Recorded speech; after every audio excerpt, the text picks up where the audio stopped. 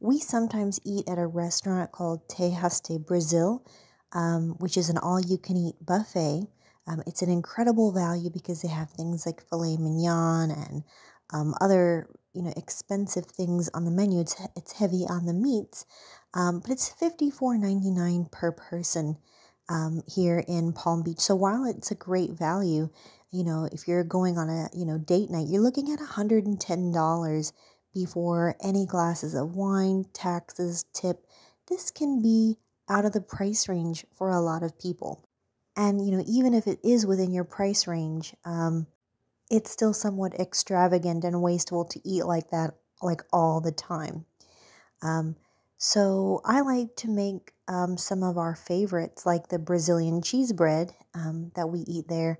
I like to make certain things at home, and that way we don't have to feel like we must go out to get the things that we like. So here's Brazilian cheese bread.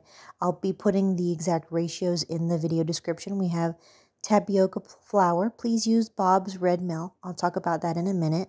We have milk, salt. We have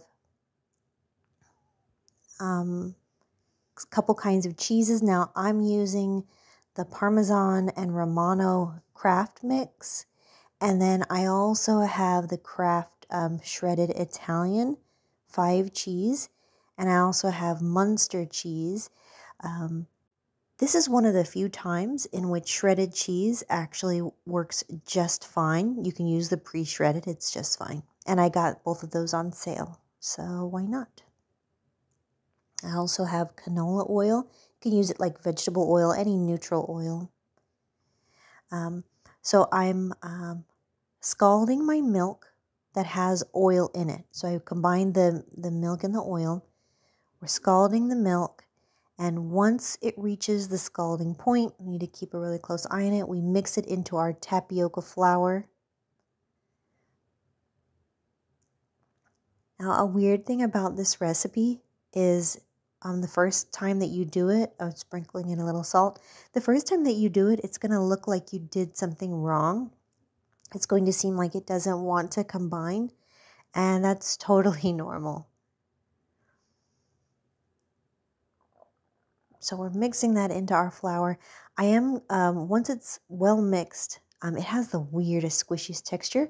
I just kind of spread it around. It helps it cool.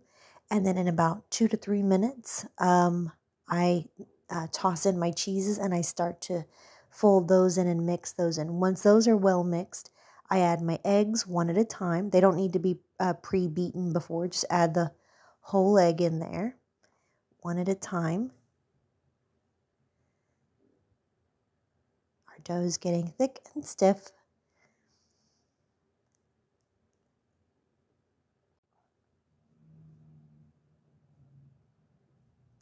This is the second egg.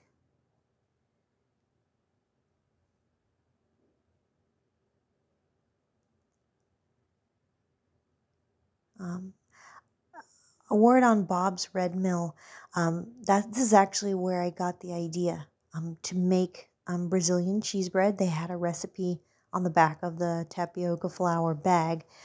Mine is, as you can see, it's a very big adaptation. I didn't do it quite the way they did it.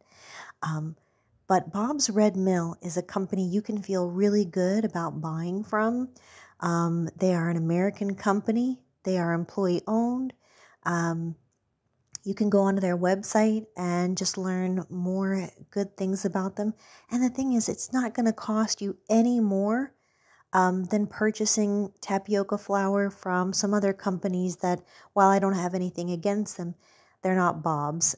So I'm all about doing things that aren't really going to cost me any additional effort, but that, allow me to support companies that I want to, support, I want to value.